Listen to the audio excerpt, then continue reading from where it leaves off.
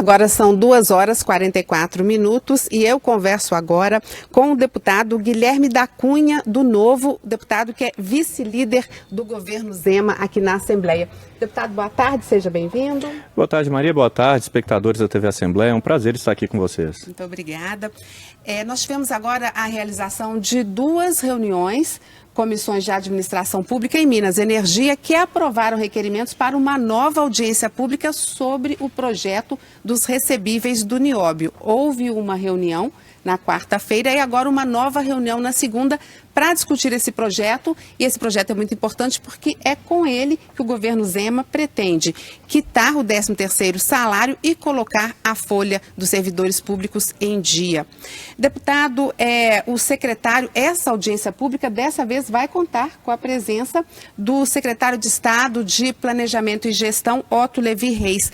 A presença dele, a vinda dele está confirmada? Está confirmada. Na audiência que fizemos no meio dessa semana, na quarta-feira, vieram representando, a posição do governo, tanto o doutor Danilo, da GE, como o doutor Ricardo, da Codemig, com informações suficientes para poder mostrar que a operação ela é em conformidade com a lei de responsabilidade fiscal, mostrar que os cálculos estão sendo muito bem feitos pelo Estado e que há todo um cuidado com a formatação jurídica e com a proteção do patrimônio público nesse projeto.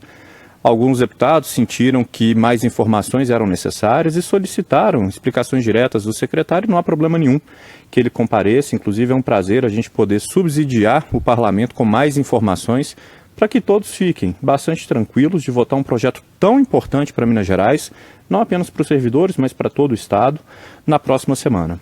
Agora, deputado, essa audiência pública, ela já tem hora para acontecer? Já está tudo acertado? Vai ser na próxima segunda-feira e isso é muito importante, porque ao ser realizada na segunda-feira, preservam-se todos os prazos que foram pactuados para que a discussão se encerre e que o projeto seja votado ainda na próxima quarta-feira, para que haja tempo, caso aprovado, da operação ser realizada a tempo dos servidores terem o seu 13º e os salários em dia com a maior brevidade possível. A audiência está marcada para o início da tarde de segunda-feira e ainda falta definir se será às 14 ou às 14h30, a depender da disponibilidade de agenda do secretário, mas certamente no início da tarde de segunda-feira. Porque a votação do projeto ela está prevista para a quarta-feira às 10 da manhã. Exato.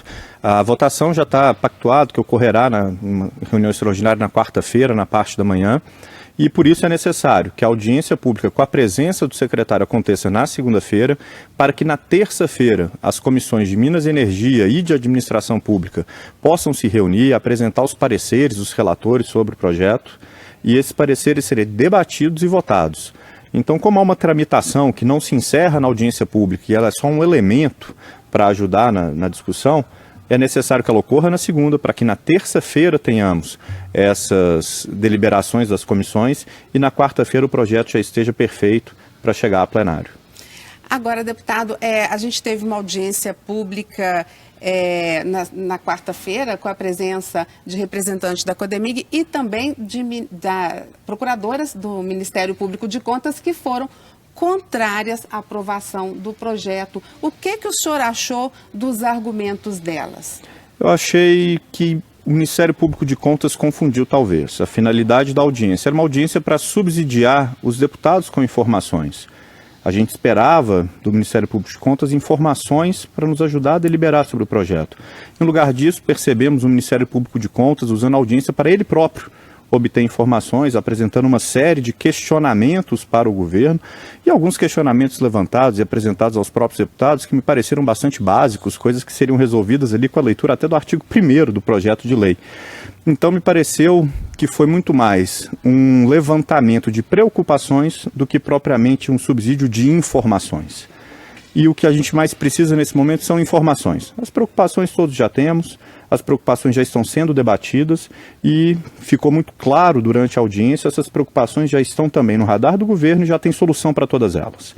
Então, o fato da operação não ser uma operação de crédito ficou muito evidente pela explicação do doutor Danilo da AGE.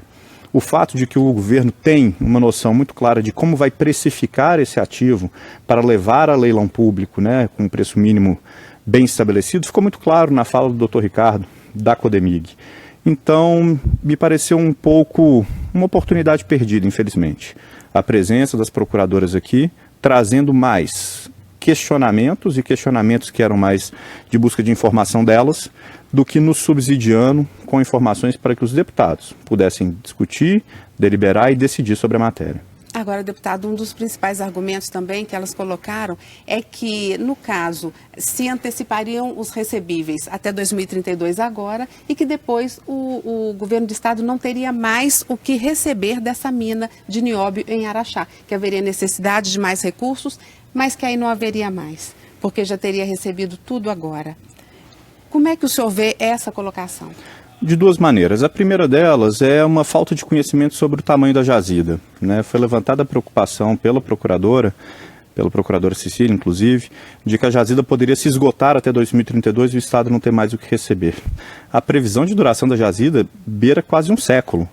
Então é absolutamente irreal imaginar que essa jazida poderia se esgotar em 13 anos. O Estado continuaria ainda titular de uma jazida que produzirá por muitos e muitos anos, mesmo após o prazo da cessão onerosa dos direitos creditórios das ações.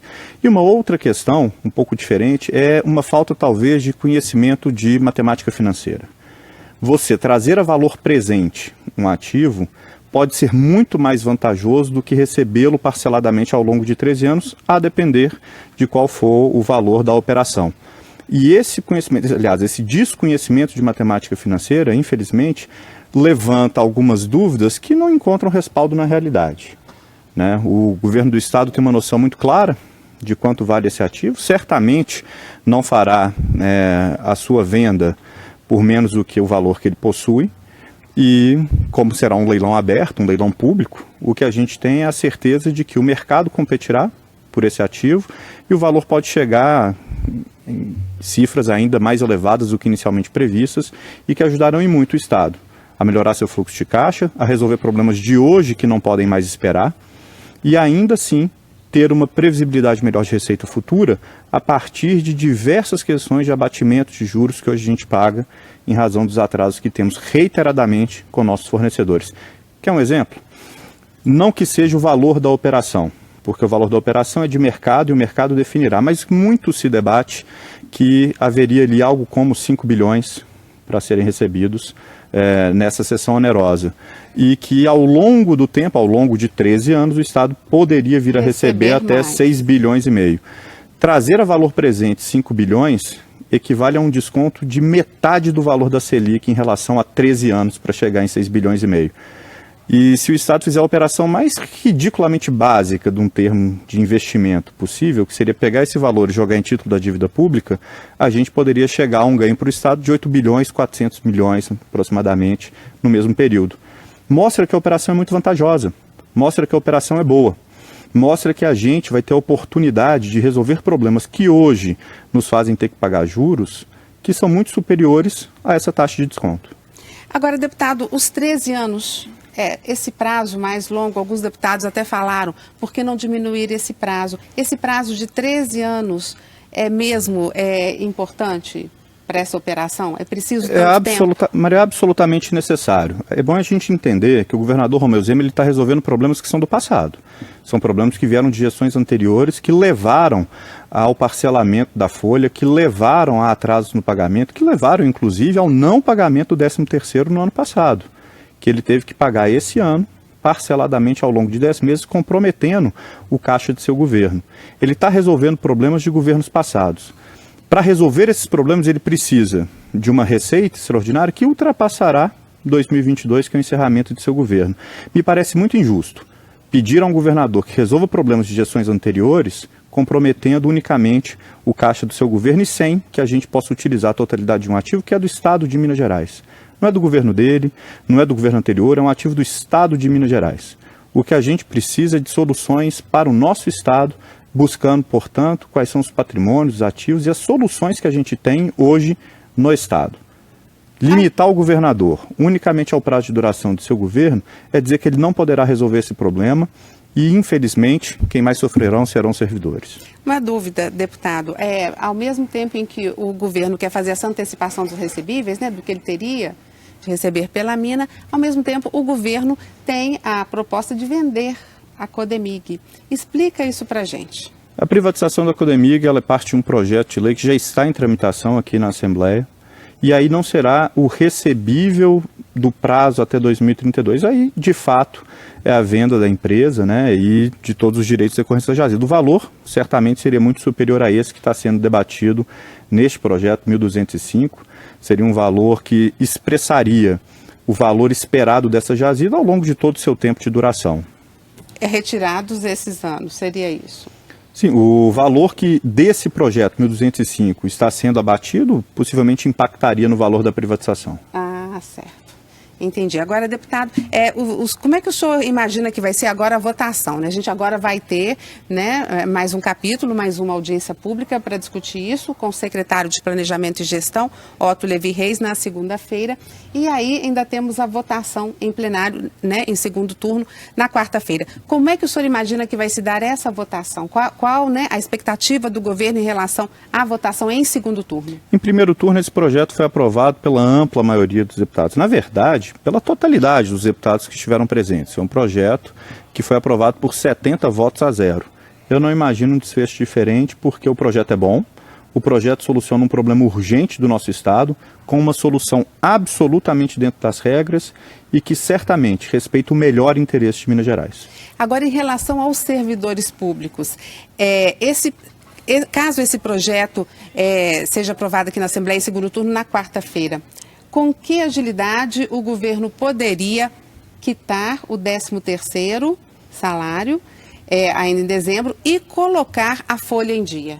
Esse é um questionamento que eu acredito que o secretário tenha mais elementos para responder do que eu. O que eu posso dizer é de notícias de imprensa que eu já vi anteriormente, né, de informações que já tive anteriormente, mas que não são informações diretamente do governo. O prazo estimado variaria em torno de um mês para que essa operação pudesse ser realizada e os valores serem creditados, então, para os servidores. Então, mesmo o projeto sendo aprovado, seria difícil os servidores receberem o 13º ainda em dezembro? Não tem como dizer se é possível ou impossível, mas o que eu já vi da imprensa seria um prazo aproximado de um mês. Deputado Guilherme da Cunha, muito obrigada pela sua entrevista. Eu que lhe agradeço a oportunidade, agradeço também a confiança dos cidadãos mineiros de trazerem a nós, né, a oportunidade de, como uma Assembleia, resolvermos esse problema tão grave para o Estado. É uma chance única. A gente está aqui, a gente ser parte dessa solução, a gente trazer uma resposta ao cidadão mineiro que há tanto tempo aguarda por uma atitude como essa. Ok, deputado. Obrigada. Uma boa tarde para o senhor. E obrigada pela audiência. Continue com a nossa programação. TV Assembleia, Política ao Vivo, Transparência no Ar.